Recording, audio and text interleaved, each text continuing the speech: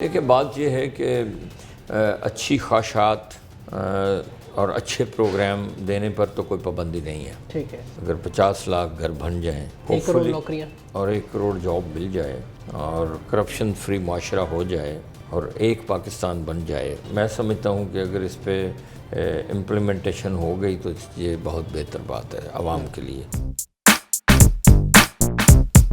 السلام علیکم ناظرین، آپ دیکھ رہے ہو اردو پوائنٹ میں آپ کا میزبان فرحان خان. ناظرین، یقیناً پاکستان کی اگر ہم پالیٹکس کی بات کریں تو اس کے اندر روزانہ کی بنیاد پہ تبدیلیاں آ رہی ہیں اور ایک نئی گورنمنٹ بن چکی ہے اور نئی پالیسیاں آ چکی ہیں، اور یقیناً یہ تمام نئی پالیسیز جو ہے وہ اب امپلیمنٹ بھی ہوتی ہی نظر آ رہی ہیں. اب ان پالیسیز کے اوپر آج ہم بات کریں گے کہ یہ جو پالیسیز گورنمنٹ کی جانب سے آئی ہیں یہ عوام کے لیے کتنی سود مند ہوں گی، عوام اس سے کتنا مستفید ہوں گے. ہمارے ساتھ انتہائی سینئر پولیٹیشین بھی ہیں، آپ اینالسٹ بھی ہیں، اور یقیناً سیاست کے اوپر آپ کی گہری نظر ہے. غلام عباس صاحب ہمارے ساتھ. سر ویری وارم ویلکم. السلام علیکم. Thank you. کیسے ہیں سر آپ؟ بہت شکریہ آپ کا، آپ کی بڑی مہربانی. سر سیاست کی اگر بات کریں تو آپ کی ایک ڈیپ آپ کی نظر ہے، گہری نظر ہے سیاست کے حوالے سے، چونکہ آپ نے حکومتوں کو دیکھا، پالیسیز کو دیکھا، چیزوں کو دیکھا کیسے بنی، کیسے چلی اور کیا کیا کچھ ہوا. موجودہ گورنمنٹ کی جو پالیسیز اب چل رہی ہیں، آپ کیا سمجھتے ہیں کہ عوام کے لیے خاص طور پہ چونکہ امن وچ پالیسی سر جو جتنی بھی گورنمنٹ کی پالیسی جو بھی اسپیسیفائی کریں، اسپیسیفائی پالیسیز، جو انڈوں والی پالیسی کی بات پہلے کر لیتے ہیں، پہلے انڈوں کی پالیسی کی بات کر لیتے ہیں، مرغیوں کی پالیسی کی بات کر لیتے ہیں، گھروں کی بات کر لیتے ہیں، نوکریوں کی بات کر لیتے ہیں، عوام کے لیے جو دیکھیے بات یہ ہے کہ اچھی خواہشات اور اچھے پروگرام دینے پر تو کوئی پابندی نہیں ہے. ٹھیک ہے.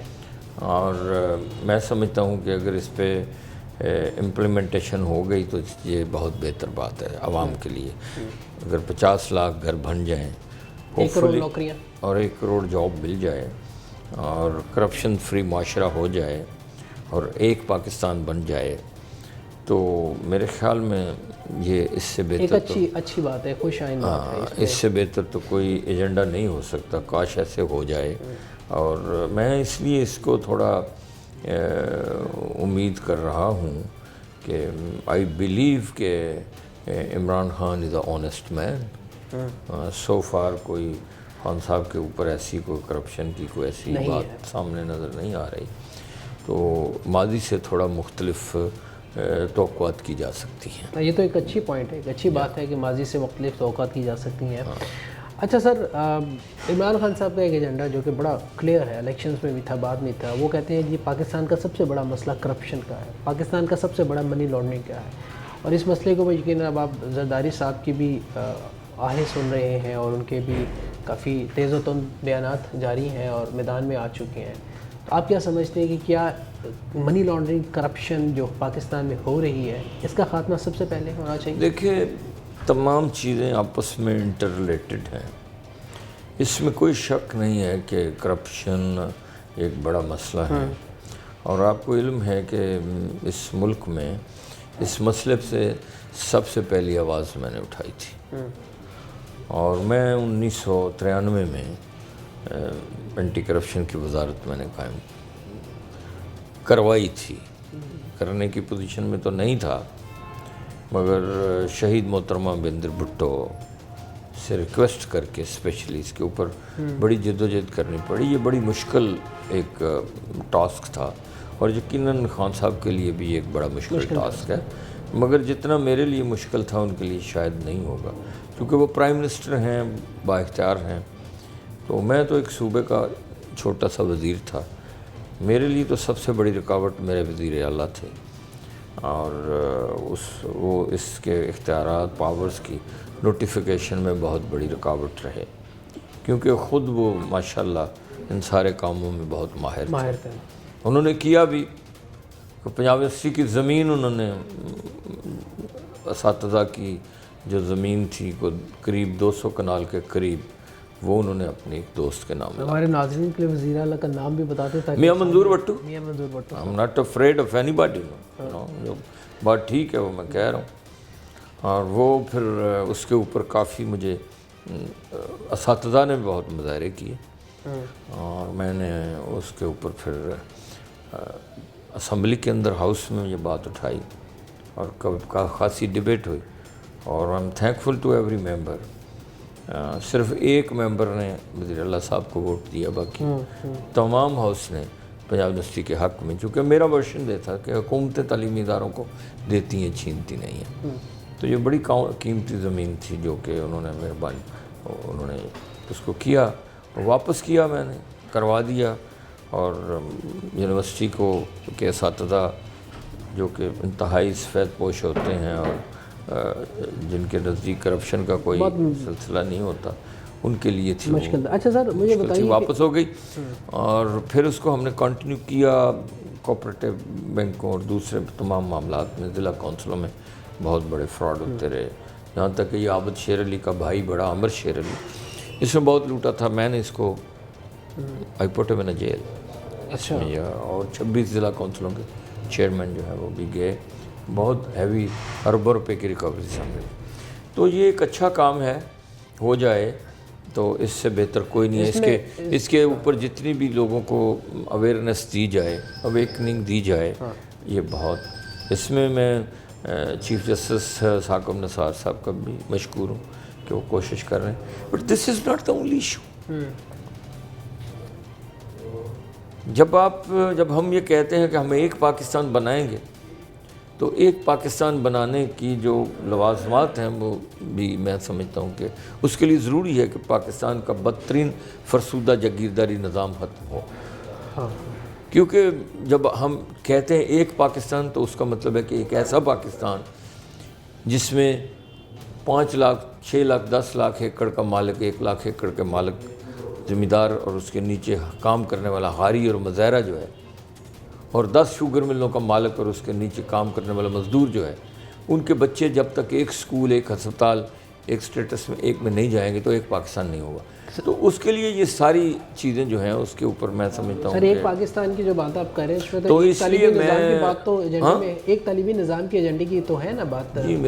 میں تو یہی کہہ رہا ہوں نا، میں اسی لیے کہہ رہا ہوں. دیکھیں میں تو آپ کو علم ہے کہ میں 50 سال ایک پارٹی میں رہا ہوں، اور بے شمار دفعہ جنرل مشرف صاحب کی طرف سے بھی وزارت کی آفر ہوئی، جنرل ضیاء صاحب کی طرف سے بھی، اور میاں صاحبان کے بھی، اور میں کبھی ادھر ادھر ہونا.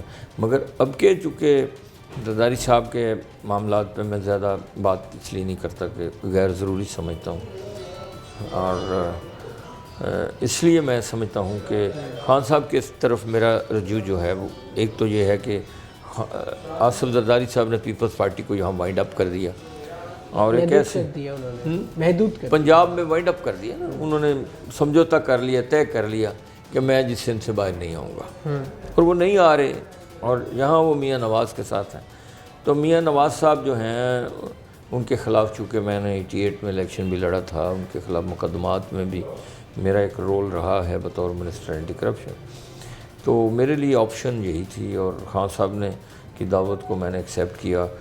ان کے 2 باتوں پہ، ایک جو کرپشن کے خلاف ہے اور جو ایک پاکستان کی بات کرتے ہیں، ان دونوں باتوں پہ ساتھ. اور جتنی دیر تک ان دونوں باتوں پہ رہیں گے ہم ان کے ساتھ ہیں. بہت اچھی بات ہے. اور ہو سکتا ہے ان کا سایہ بھی چھوڑ جائے، ہم نہیں چھوڑیں گے، ہم رہیں گے اگر ان 2 ایجنڈوں کے اوپر ہم چلتے رہے. اچھا سر ایک بات مجھے بتائیے کہ آپ یہ کہتے ہیں کہ آصف علی زرداری اتنے امپورٹنٹ نہیں ہے جن کو ڈسکس کیا جائے. وہ ایک گورنمنٹ چلا رہے ہیں سندھ میں، پھر اس کے بعد ان کا سو فار آپ کہہ سکتے ہیں الائنس بھی ہے نواز شریف کے ساتھ، اب آپس میں مل بھی گئے ہیں، چونکہ دونوں کے ایشوز تقریباً ملتے جلتے ہیں.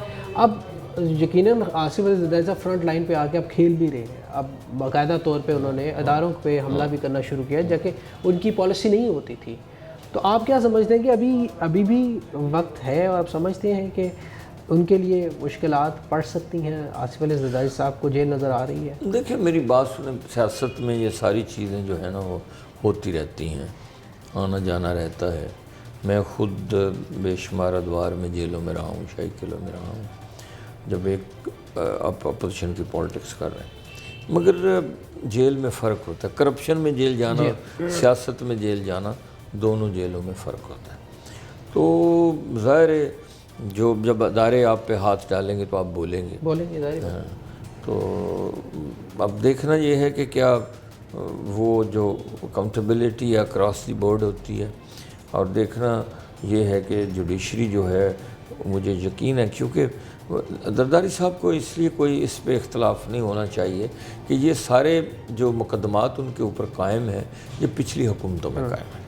ان کے اپنے ادوار میں میاں نواز شریف صاحب ان کے بہت بڑے ہواری ہیں, ان کے ادوار میں جو مقدمات بنے وہی ٹرائل ہو رہے ہیں, کوئی نئے ٹرائل نہیں ہو رہے. اور یہ جو الیکشن کمیشن ہے اور یہ جو احتساب بیورو ہے یہ بھی انہی کے دور میں موجود تھا. چیئرمین اکاؤنٹیبلٹی جو ہیں احتساب بیورو جسٹس صاحب یہ انہوں نے خود ہی اپوائنٹ کیا تھا, انہوں نے اور میاں نواز شریف صاحب نے مل کے کیا تھا. تو تمام لوگ تو وہی ہیں, نئے نہیں ہیں. اس لیے وہ اب آپ کے اپنے ہی ہاتھوں سے دی ہوئی گرے ہیں. تو جو آپ لوگوں کے لیے بہتر سمجھتے تھے اور آج ان کو اب ان کو اپنے لیے بھی بہتر ہی سمجھیں. تو بہتر یہ ہے کہ آپ ایسے اقدام نہ کریں. دیکھیں نا, میں خود جہاں منسٹر رہا ہوں الحمدللہ, اور ایک پاورفل منسٹر رہا ہوں, یہاں تک کہ میں نے میاں نواز شریف صاحب کے خلاف بھی مقدمات کیے اور بے شمار, تو میرے خلاف تو کوئی ریفرنس نہیں آیا. میں تو جنرل مشرف کے بھی خلاف رہا ہوں, میاں صاحب کے بھی خلاف رہا ہوں, جیلوں میں جاتا رہا ہوں مگر کرپشن میں کبھی نہیں گیا, سیاسی جیل جو مطلب کبھی نہیں گیا. تو آپ کہیں کوئی ہو تو دھواں اٹھتا ہے, ایسے تو نہیں اٹھتا. یہ بات بالکل آپ دیکھیں نا شرجیل میمن اور اس طرح سے جو ایسے لوگ, ڈاکٹر عاصم اور ایسے جو لوگ انہوں نے اپنے ارد گرد اکٹھے کیے. اب اومنی کیس جو سامنے آ گیا ہے, ہاں جی, رحمان ملک صاحب ماشاءاللہ, ہاں جی, ان کے دور میں جو ان کی وزارتیں اور سب کچھ, تو کسی سے بھی بے نامی اکاؤنٹس جو سیاسی پشت بنائی تھی اومنی گروپ کو, وہ ساری چیزیں دیکھیں جی, اس میں تو کوئی دوسری رائے نہیں ہے. اب یہی میاں منظور بٹو صاحب جو ہیں وہ جب پیپلز پارٹی میں تھے تو میں نے جب ان کے کرپشن پہ آواز اٹھائی تو مجھے زرداری صاحب نے کہا کہ آئی ول ڈسمینٹل یو, تم اس کی مخالفت مت کرو. اتنے وہ ان کے پسندیدہ تھے, اتنی محبت تھی ان کی آپس میں, یارانہ تھا. ہاں, اور ہم جیسے کارکنوں کو انہوں نے کک بیک کیا, چونکہ ہم تو اپنے, چونکہ ہم ان کے کماؤ پتر نہیں تھے نا, تو وہ تو کماتے بھی تھے, کھلاتے بھی تھے. سر تھینک یو سو مچ, بہت بہت شکریہ, بہت خوبصورت گفتگو آپ سے. غلام عباس صاحب ہمارے ساتھ تھے, پولیٹیکلی ایک گہری نظر رکھتے ہیں سیاست کے حوالے سے, اور ان سے ہم نے بات کی, اور یقیناً ہوپ فار اے بیسٹ. ہم بھی یہی کہیں گے, وابستہ رہ شجر سے امیدیں باہر رکھ. اپنے میزبان فرحان خان کو دیجیے گا اجازت. اللہ نگہبان. پاکستان زندہ باد.